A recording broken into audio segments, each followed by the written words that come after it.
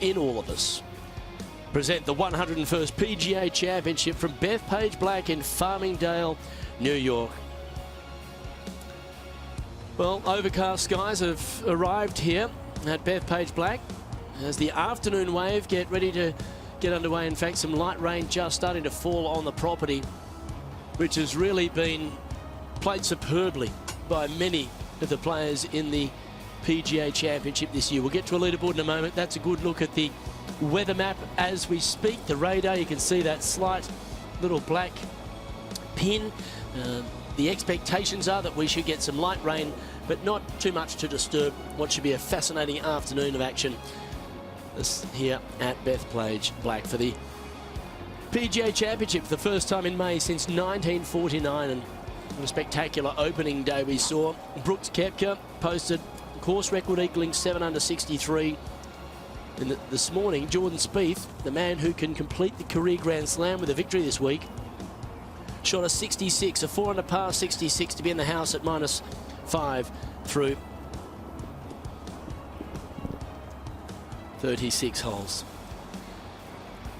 Well, it's time to welcome you into our booth. Hello, everyone. I'm Luke Elby. Great to have your company alongside Michael Breed, a local boy, a man who knows these parts better than most. Michael, what we've seen over the first 2 days has been incredible scoring for Bethpage Black. You know how hard this golf course is.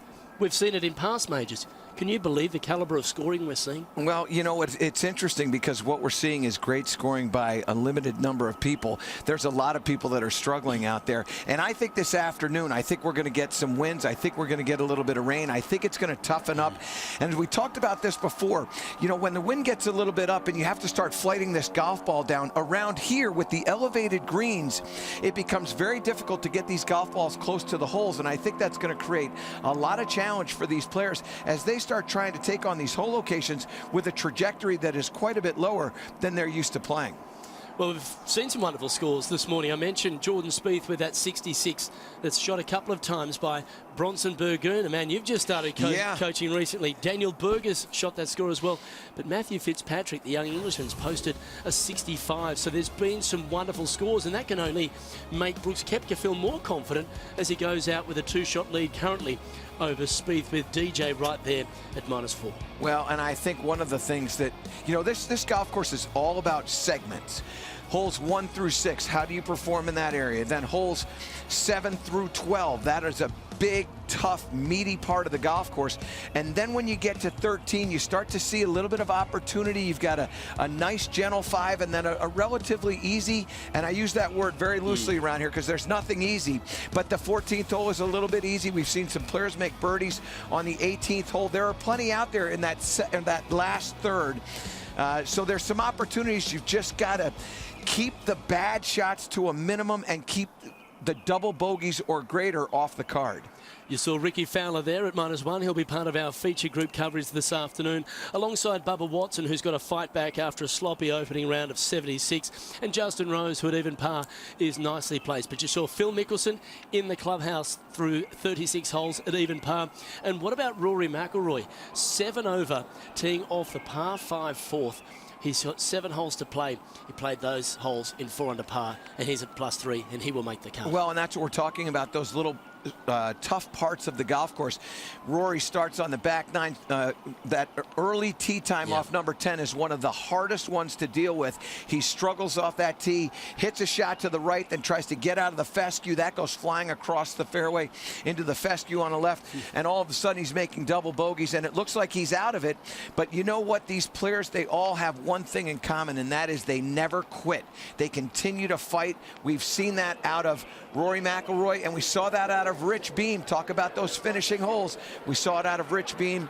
We're going to see more of it this afternoon. An astonishing performance by Rich Beem, the 2002 PGA champion, who is a TV analyst these days. In fact, he'll be on set with us later this evening on our post-game show on CBS Sports Network. He birdied 5 of the last 6 holes to post a 69 today after his opening +5, 75, to be in the house at +4. We expect that to at least make the cut and perhaps buy a shot.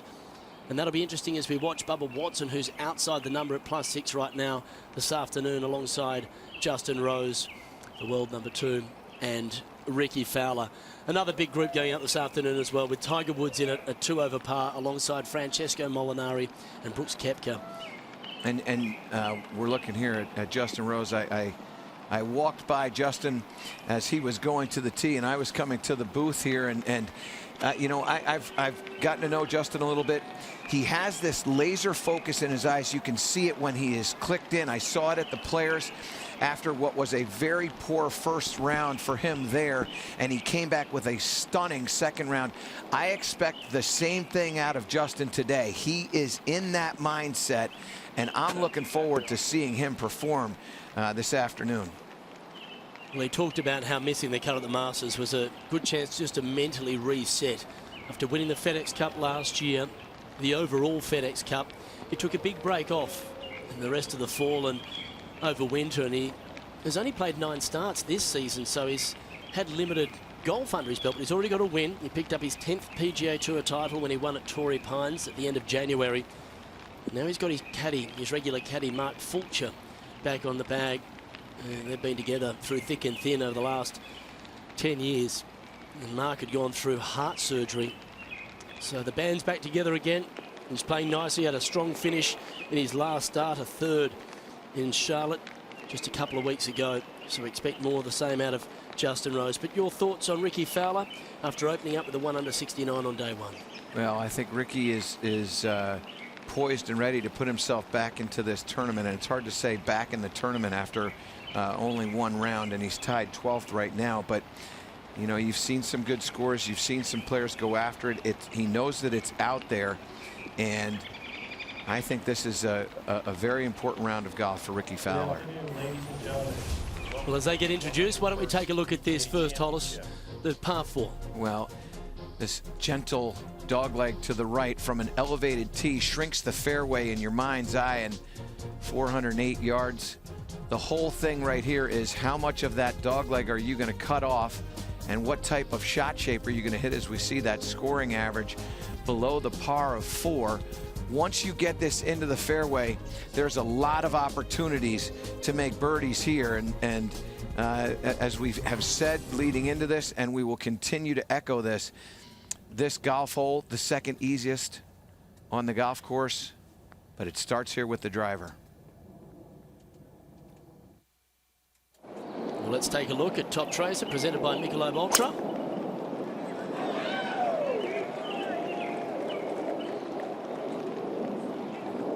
A more direct route by Fowler. Most players, including the 48-year-old Phil Mickelson, was taking over those purple trees on the corner. Well, on the tee from Baghdad, Florida, please welcome Bubba Watson. It'll be interesting to see where Bubba chooses to aim this shot. He will probably take this well over the trees, to your point. Yeah, look at that. Almost looks like he's aiming for the first green on the green course. Well, he fought the wild driver yesterday and some really poor putting in his 6 over 76. But that's a positive start. And there's the yellow ball in the fairway. Notice how quickly, by the way, he pulls the trigger. From England, please welcome Justin Rose. Very methodical in his approach. He measures literally everything. No stone unturned.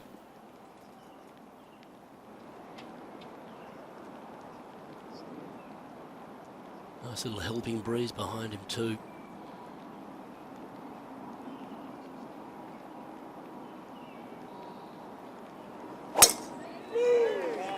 That may be a little bit more right than he had hoped. Yeah, it is. Still, he'll be inside the 100-yard mark, so our feature group is underway. We look forward to bringing you all the action here over the afternoon on PGA.com and Direct TV. Welcome to everyone watching wherever you are around the world.